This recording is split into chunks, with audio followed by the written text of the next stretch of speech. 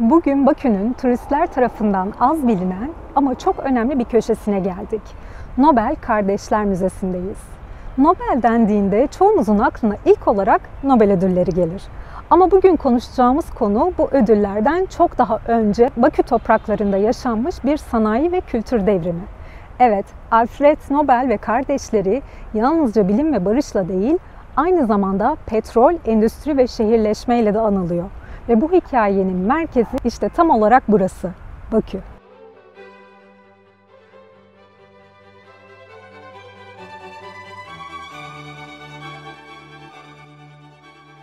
Kimdir bu Nobel kardeşler? Nobel ailesi İsveçliydi. Babaları mühendislik ve silah teknolojisinde uzmandı. Üç oğlundan biri olan Alfred Nobel, dinamiti icat etti ve servetinin büyük bir kısmını Nobel ödülleri için bağışladı. Ama diğer iki kardeş Ludwig ve Robert, işte onları Bakü tarihinde çok önemli bir yere yerleştiriyoruz. 19. yüzyılın sonlarına doğru Bakü, dünyanın en büyük petrol rezervlerinden birine sahipti. Ancak bu zenginlik organize edilmeye ihtiyaç duyuyordu. Robert Nobel 1873'te Bakü'ye ilk gelen kardeş. O zamanlar bölge henüz ciddi anlamda sanayileşmemişti.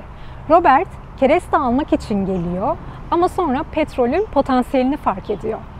Ardından Ludwig Nobel Bakü'de işlerin başına geçiyor ve Branobel adlı şirket kuruyor. Asıl gelişimi ve kalkınmayı sağlayan kişi Ludwig diyebiliriz. Alfred Nobel ise bu yatırımların finansal ortağı ama sahada yer almıyor. Tabi Branobel'den elde edilen büyük servet, Alfred'in vasiyetiyle kurulan Nobel Ödülleri Fonu'nun önemli bir kaynağı oluyor.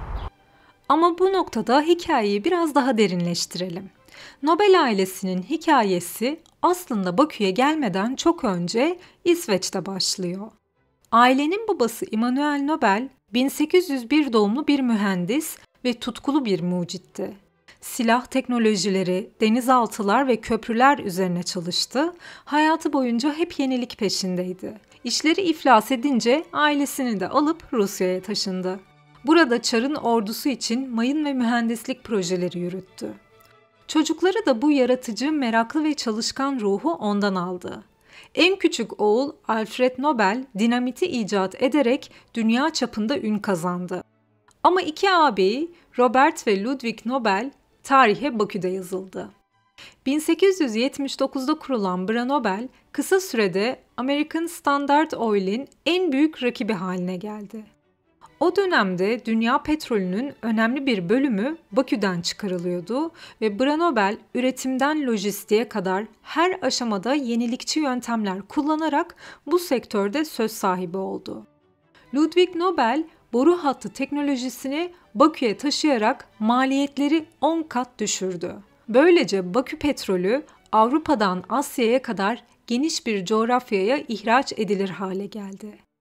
Ludwig sadece iş dünyasında değil, sosyal yaşamda da iz bıraktı. İşçileri için modern konutlar inşa ettirdi, sağlık hizmetleri sundu, eğitim imkanları sağladı. Bu yaklaşım dönemin şartlarına göre son derece ilericiydi. Ve işte bu vizyonun kalbi Villa Petrolia oldu. 1884'te Ludwig Nobel ve oğlu Emanuel tarafından Ağaçeher'de inşa edilen bu yer yalnızca bir konut değil, Branobel'in yönetim merkeziydi. Etrafı yemyeşil bir park, İsveç kulübü, tenis kortları, tiyatro ve klinikle çevriliydi.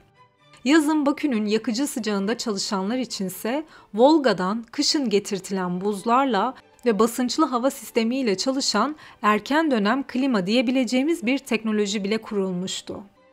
1920'de Sovyet yönetimiyle birlikte bina el değiştirdi ve 80 yıl boyunca harap durumda kaldı. Ta ki 2004'te Bakü Nobel Heritage Fund kurulana kadar. Bu vakıf Azerbaycan Cumhurbaşkanı'nın himayesinde Villa Petrolia'yı restore etti ve 25 Nisan 2008'de yeniden açtı. Bugün burada Nobel Kardeşler Müzesi, Uluslararası Konferans Merkezi ve Bakü Nobel Oil Club bulunuyor.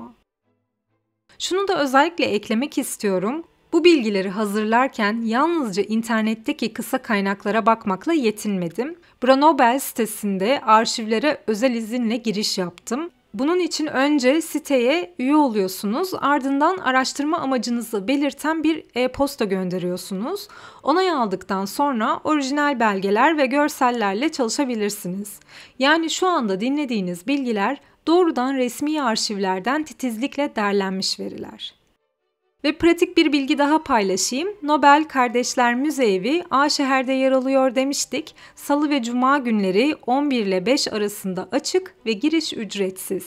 Eğer kapıda kimseyi göremezseniz kapıyı çekinmeden çalın. İçeride mutlaka birisi sizi karşılayacaktır. Alfred Nobel'in servetinin büyük bir bölümü Bakü'deki petrol yatırımlarından gelmiş. Yani bugün bir bilim insanı Nobel ödülü aldığında onun arkasında yatan ekonomik güç bir zamanlar Bakü'nün yeraltı zenginliklerinden beslenmişti. Başka bir deyişle dünyanın en prestijli ödüllerinden biri olan Nobel ödülleri Bakü'nün izlerini taşıyor. Bakü sadece petrol ihraç eden bir şehir değil, Nobel kardeşler sayesinde dünyanın ilk petrol boru hattına, ilk petrol tanker gemilerine ve modern rafinerilere sahip oldular. Aynı zamanda işçi haklarına önem verdiler ve hastane, okul, kütüphane gibi yapılar inşa ettirdiler. Bugün Bakü'deki pek çok yapı Nobel kardeşlerin şehir planlamasına verdiği önemin izlerini taşıyor. Yaşadıkları villa dönemin mimarisini ve yaşam tarzını birebir yansıtıyor. Bu etkileyici geçmişin izini sürmek için şimdi Nobel kardeşlerin çalıştığı ve yaşadığı evi gezeceğiz. Daha fazla kültür ve seyahat içerikleri için kanalıma abone olmayı ve Instagram'da beni takip etmeyi unutmayın. Kamerayla çekebilir miyim? Yok. Çekim yok mu? Fotoğraf? Tamam. Fotoğraf okey, tamam.